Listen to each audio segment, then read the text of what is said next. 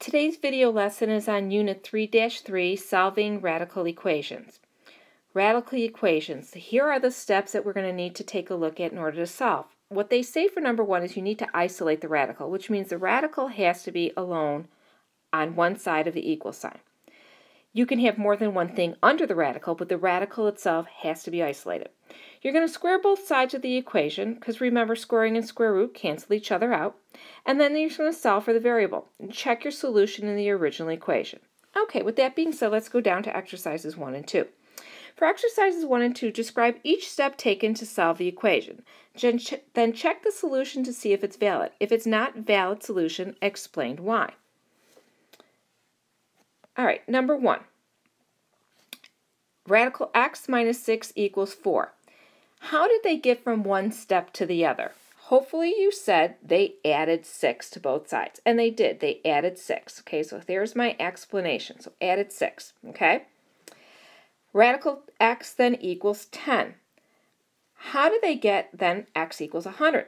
Hopefully you said they squared both sides. Let's write that step. And the reason you're squaring both sides is because you want to get rid of the radical. So if I squared the left side, I have to square the right side. And then 10 squared is 100. Now we have to make sure it's valid. So we're going to actually plug that into the original. So is the square root of 100 minus 6 equal to 4? Well, the square root of 100 is 10 minus 6 equals 4. Does it check? 4 equals 4? Yes, it does. It checks. All right, let's take a look at number 2. Describe the steps. This time we're actually going to describe it orally. The first thing we're going to do is, hopefully you said subtract 6 on both sides, because we have to isolate that radical. But this is not square rooting, this is the cube root of x equals, in this case, a negative 2.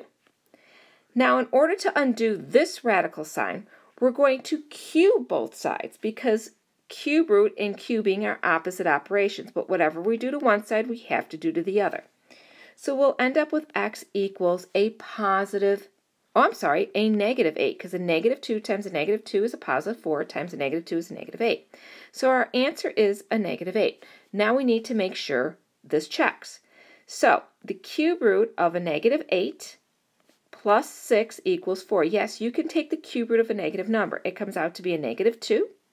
Plus 6 equals 4, 4 equals 4, and that also checks. So we did very well with knowing our steps and how to solve a radical equation. Let's move on to numbers 3 and 4. Solve the radical equation. Be sure to check your solutions. Okay, step number 1 is to isolate the radical. Well, the radical is not isolated on the left side of the equal sign because we have a minus 2 hanging out over there. So in order to get rid of that, we're going to add 2 to both sides. And we will end up with the square root of 3x plus 5 equals 1. Now, in this case, the radical is isolated. We have many things under the radical, and that's okay, but the radical itself is isolated. So we're going to do square rooting by squaring both sides. We're going to end up with 3x plus 5 equals 1. Now it's a basic solve. We're going to subtract 5 on both sides. 3x equals a negative 4. We're going to divide each side by 3. X comes out to be a negative 4/3. And then what we have to do is actually plug that into the equation and check it. I'm going to give you a couple minutes to use your calculator and plug it in and see what you get. So pause the video and come back. All right, hopefully you checked negative 3/4 and you plugged it in with parentheses, and it did come out to be a negative 1. If it didn't, then you need to redo it again, but it definitely does check. All right, let's move on to number 4. The radical is isolated. It's just cube rooting, so we don't have that step to do. So we're going to get rid of cube rooting by cubing both sides. And we'll get 6 minus x equals negative 3 cubed is a negative 27. We're going to subtract 6 on both sides to get the x by itself, and in this case it's a negative x, and end up with a negative 33. We're going to divide each side by a negative 1, and x equals a positive 33.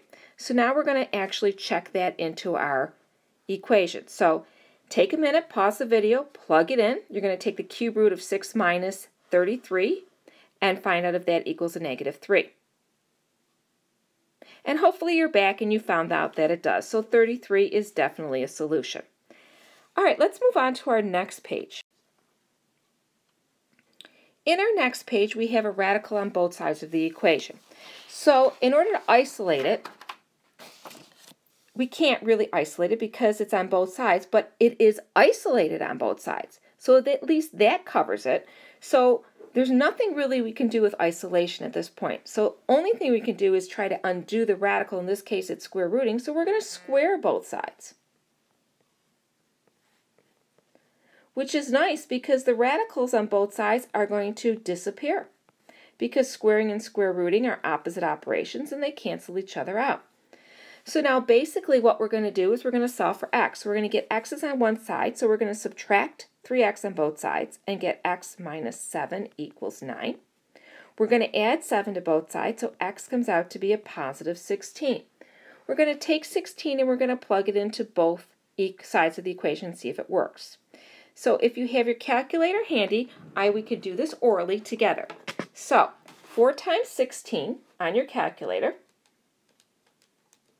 is 64. If you take away 7, that gives you 57. So we have radical 57 on the left, okay? And I'll even write it up here in red. Let's see what the right side comes out to be. 3 times 16, enter, which comes out to be 48, plus 9, enter, is also 57. So radical 57 does equal radical 57, and it checks. All right, with number 6, we have to see if we can isolate the radical. Well, the radical really isn't by itself on that side because you've got a multiplying negative 12 on the left with it. So we're going to get rid of that multiplying negative 12 by dividing each side by a negative 12. We will end up then with square root of x minus 6 equals a negative 3/2. I'll keep mine as a fraction because I think you could use a negative 1.5, but it's easier to work with a fraction. I'm going to now square both sides because the radical is isolated. So I have x minus 6 equals negative 3 over 2 times a negative 3 over 2 gives me a positive 9/4. I'm going to add 6 to both sides. So on the calculator, I've got 9/4 plus 6, enter, math fraction, enter, and I end up with 33/4 or 8.25. We're going to actually check that into the calculator now. So clear your calculator screen. Here we go.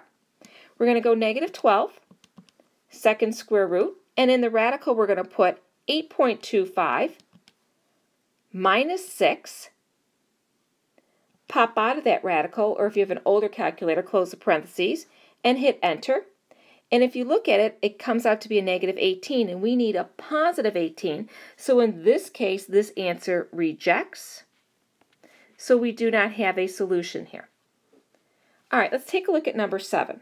With number 7, we have to isolate the radical, so we're going to divide each side by 3 because we have a multiplying 3 on the outside of the radical.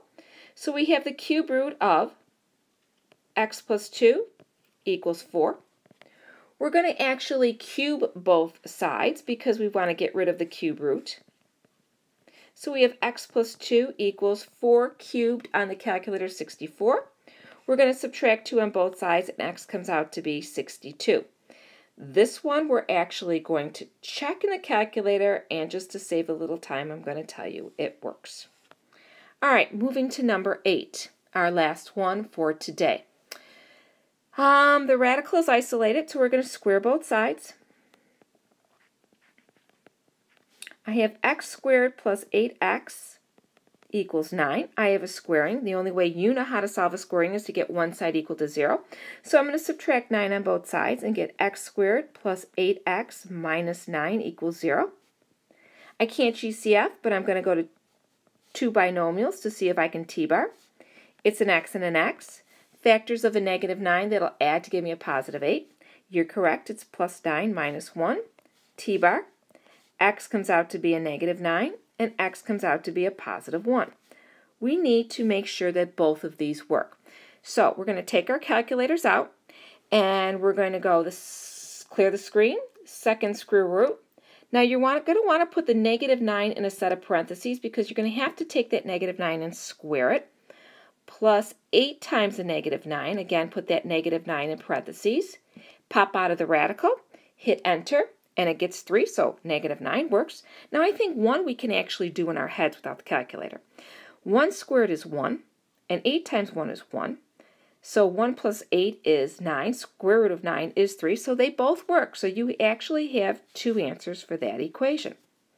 So today's lesson was on solving radical equations. If you have any questions, go back and review any parts of the video that you want. If there is still something unclear, please bring your questions to class tomorrow.